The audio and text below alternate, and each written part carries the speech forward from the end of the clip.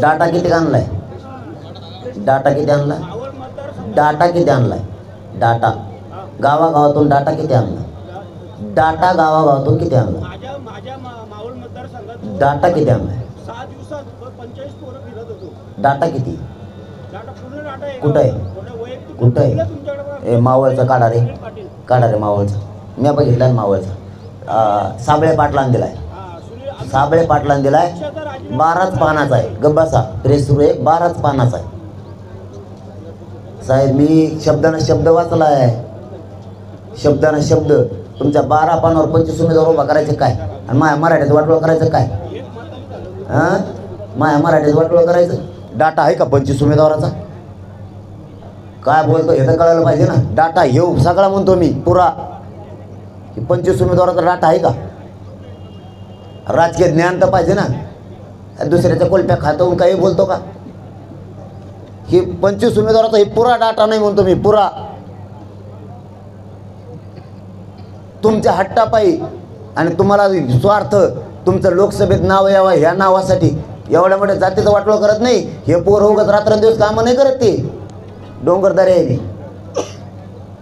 रायगडापासून त्या टोकापर्यंत लढते. असं जाती हरावं म्हणून नाही, मी माझी जात हरवू नये म्हणून निर्णय घेतलेला आहे. बाकीचा निर्णय समाजाचा. तुम्ही 25 उभा करा नाही 1,500 करा. आम्ही राजकारणासाठी एकत्र आलेलो नाही, आम्ही आरक्षणासाठी एकत्र आलेलो आहे. समाजाचे प्रश्न सुटले पाहिजे यासाठी एकत्र आलेलो आहे. परंतु हे सरकारचे लोक जर आमचे प्रश्न सोडत नसतील तर समाजाचं असं म्हणणं होतं की आपण निवडणूक लढलीच पाहिजे. परंतु दिवस आणि वेळ कमी पडला, गावागावापर्यंत पोहोचायला.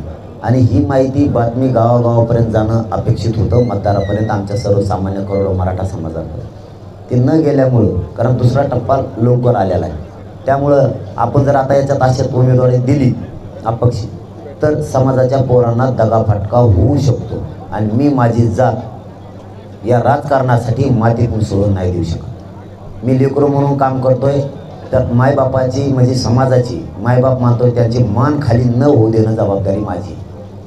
ज्या दिवशी मी या क्षेत्रात नसल त्यावेळेस ठीक आहे, परंतु आज माझ्या खांद्यावर जबाबदारी. मायबाप म्हणून समाज माझ्याकडे बघतोय, मी मुलगा म्हणून भूमिका वाढतोय.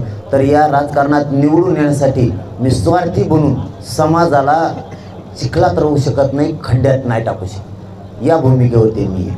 त्यामुळं एकूण एकच होतंय, उमेदवार दिला तरी पडणारच आहेत ते, आणि नाही दिला तरी तेच होतंय. मराठ्यांना जर राग आणि रोष व्यक्त करायचा आहे न दिल्याबद्दल, तर आपला दिल्यामुळं जर मतदानाचं ध्रुवीकरण काहींचं होतं आहे असं म्हणणं असं, किंवा आपण समाजापर्यंत पोहोचू शकलो नसतो, आपण बहुमतानं निवडून येण्यासाठी समजा आपल्याला वेळ कमी पडतोय असं असेल तर पाडून टाका, त्याच्यातही विजय आहे. त्याला का हे बघा, निवडून येण्याची एखाद्या समुदायात ताकद नसते, एखाद्या जातीत ताकद नसते, त्याच्यात पाडण्याची ताकद असते, म्हणून त्यांना भीत येत. एखादे छोटे छोटे समुदाय आहेत, जाती आहेत, त्या कधीच निवडून नाही येऊ शकत, पण त्यांच्यात अशी शक्ती असते की ते पाडू शकते, ते निर्णायक मतदान असतं. तसं मराठा पाडू शकतो रपारपियांना, त्याच्यात काही एकूण एकच होणार. जर यांनी याच्यात नाही दिलं तर विधानसभेला तयारी करतील मराठी, 6 महिने वेळ. त्याला काय हेच काय अंतिम लढाई थोडीच आहेत. ही आली लोकसभा हुकली म्हणून दुसरं काही नाही. पुढं मराठ्यांचेच पोर राज्यकर्ते बनतील, मराठ्यांचेच पोरं सत्तेवर बसतील, देणारे मराठी बनतील, 12 बलुतेदारांचे देणारे बनतील, सगळ्या जाती धर्माचे पोरं देणारे बनते, मागणाऱ्याऐवजी डायरेक्ट देणारे बनतील. त्याला नावेलाज आहे. मग पुढची लढाई आणखीन ताकदीनं होईल. परंतु आता पूर्ण कमी वेळ असल्यामुळं, गावागावात समाज न पोहोचू शकल्यामुळं, उगाच स्वार्थासाठी हट्टापायी जातीचं वाटोळं करणं आणि जात अपयशाच्या बाजूला नेलं, ही योग्य भूमिका नाही. म्हणून आता निर्णय झाला आहे की ही पूर्ण डाटा कमी आहे.